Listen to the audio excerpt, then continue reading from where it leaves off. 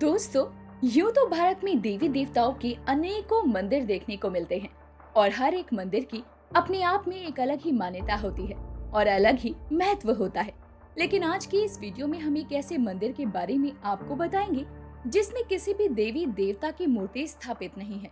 इसके बावजूद भी इस मंदिर की पूरे विश्व भर में अपार मान्यता है।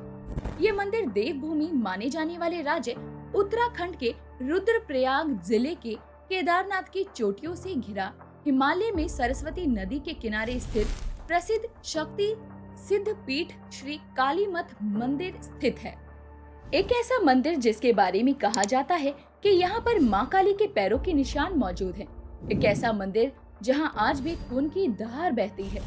तो चलिए इतिहास के उन सभी पन्नों को पलटकर देखते हैं और जानते हैं कि आखिर ये मंदिर इतना खास क्यों है और क्या वाकई यहाँ पर माँ काली के पैरों के निशान है।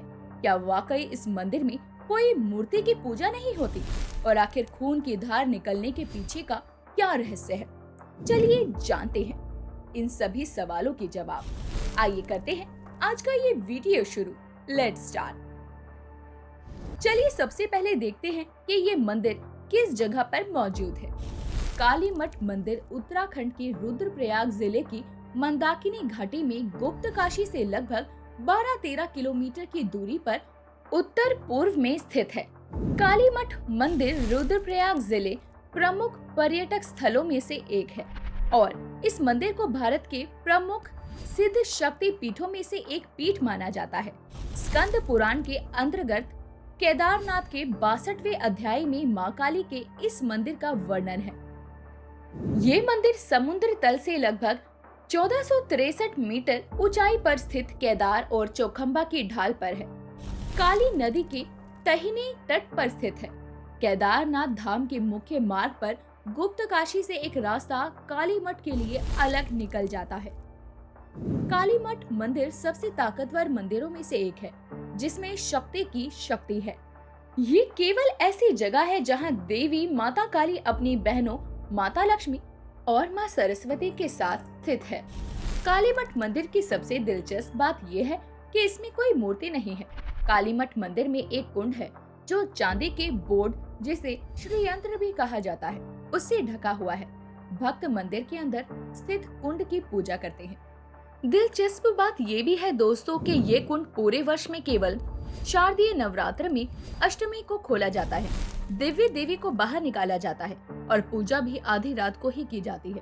तब केवल मुख्य पुजारी ही उपस्थित होते हैं। दोस्तों, इतिहास तो ये भी कहता है कि कालीमठ मंदिर माता का वो मंदिर है जहां उन्होंने शुमभ, निशुमभ और रक्त बीज का वध करके समाधिस्थ या अंतर्ध्यान हो गई थी।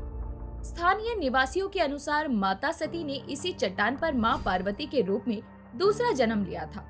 कालीमठ मंदिर से 8 किलोमीटर की खड़ी ऊंचाई पर स्थित दिव्य चट्टान है जिसको कालीशिला के रूप में माना जाता है, जहां पर मां काली माता के पैरों के निशान मौजूद हैं। और कालीशिला के बारे में ये कहते हैं कि मां दुर्गा ने शुमभ, निशुमभ और रक्तबीज दानव का वध करने के लिए कालीशिला से 12 वर्ष की बालिका के रूप में प्रकट हुई थी।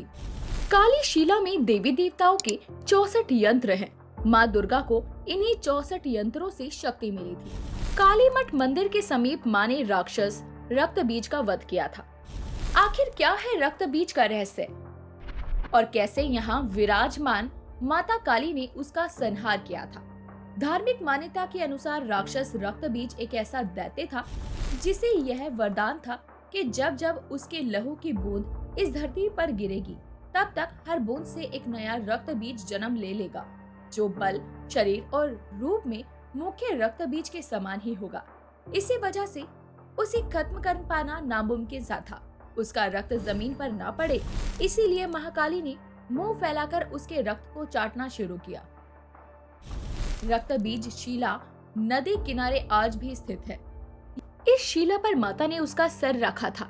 ऐसा कहा जाता है कि रक्त बीज आज भी शिला नदी के तट पर स्थित है। इस शिला पर माता ने अपना सर रख दिया था। आपको सुनकर हैरानी होगी कि इस मंदिर के नदी के किनारे स्थित काली शिला के बारे में ये मान्यता है कि कालीमठ में मां काली ने जिस शिला पर दानव रक्त बीज का वध किया, उस शिला से हर साल दशहरा के दिन वर्तमान समय में भी रक्त यानी खून निकलता है।